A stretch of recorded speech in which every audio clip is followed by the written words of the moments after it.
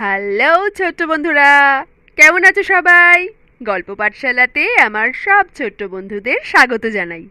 আশা করি তোমরা সবাই খুব ভালো আছো, সুস্থ আছো। আমিও ভালো আছি।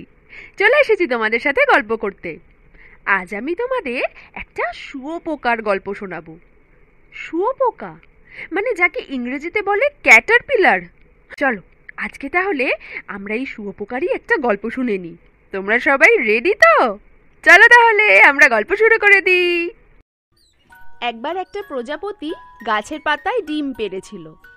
তারপর সূর্যের আলো পড়ে সেই ডিমটা থেকে বেরিয়েছিল একটা ছোট্ট বেবি শুঁয়োপোকা। ডিম ফুটে যেই বেবি শুঁয়োপোকাটা বেরিয়েছে অমনি ওর খুব খিদে পেয়ে গেছিল।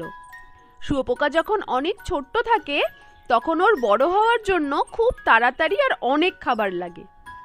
এমন খিদে পেয়েছে যে ছোট্ট শুঁয়োপোকাটা একটা বড় আপেল খেয়ে নিল। কিন্তু এত বড় আপেলটা খাওয়ার পরেও তার খিদে মিটল না। তাই সে একটা পেয়ারা খেয়ে নিল। কিন্তু পেয়ারা খেয়েও তার খিদে মিটল না।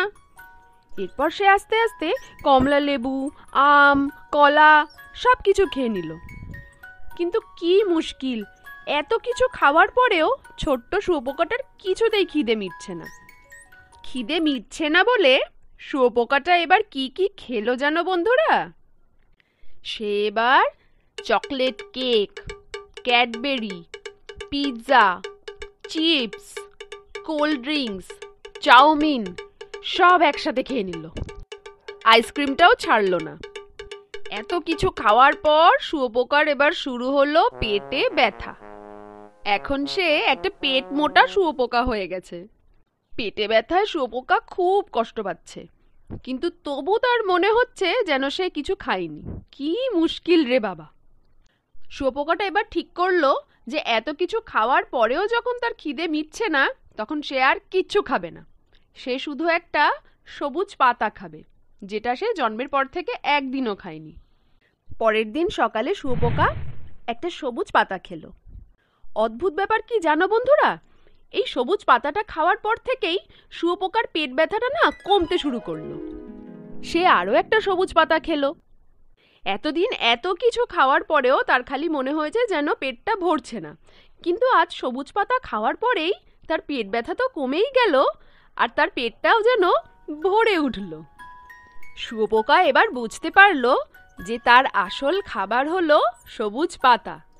এতদিন সে যা যা খেয়েছে সেগুলো তার খাবার নয়, সেগুলো শুধুই তার পেটের ক্ষতি করেছে। সবুজ পাতা খেয়ে শুঁয়োপোকা এবার তাড়াতাড়ি বড় হতে লাগলো। তারপর যখন শুঁয়োপোকা অনেক বড় হয়ে গেল তখন সে ধীরে ধীরে খাওয়া বন্ধ করে দিল আর একটা বাসা তৈরি করে তার মধ্যে নিজেকে আবদ্ধ করলো। বেশ কিছুদিন পর সেই বাসা থেকে বের হলো একটা ছোট্ট রঙিন প্রজাপতি। তার মানে ওই শুঁয়োপোকাই বাসার মধ্যে প্রজাপতিতে পরিণত হয়েছে। আচ্ছা বন্ধুরা, তোমরা কি এটা জানতে যে প্রজাপতির ডিম থেকেই শুঁয়োপোকা হয়, আর শুঁয়োপোকাই বড় হয়ে বাসা তৈরি করে সেই বাসার মধ্যে নিজেকে প্রজাপতিতে পরিণত করে? এটাই হলো শুঁয়োপোকা বা প্রজাপতির জীবন কাহিনী। বেশ মজার না? আচ্ছা এবার বলো তোমরা এই গল্পটা থেকে কি শিখলে? গল্পটা থেকে এটাই বোঝা গেল যে বড় হতে গেলে বাড়ির স্বাস্থ্যকর খাবার খেতে হবে। বাইরের জাঙ্ক ফুড খেলে শুঁয়োপোকার মতোই পেটে ব্যথা হবে আর শরীর খারাপ করবে। তাহলে বন্ধুরা, আশা করি তোমাদের গল্পটা ভালো লেগেছে। যদি ভালো লাগে তাহলে একটা লাইক করে দিও আর তোমাদের বন্ধুদের সাথেও শেয়ার করো। আজকের গল্প তাহলে এখানেই শেষ করছি। আবার খুব শিগগিরই একটা নতুন গল্প নিয়ে চলে আসবো তোমাদের সাথে গল্প করতে। ততক্ষণ তোমরা খুব ভালো থেকো, সুস্থ থেকো, আনন্দে থেকো। আজ তাহলে আসি। Love you, tata.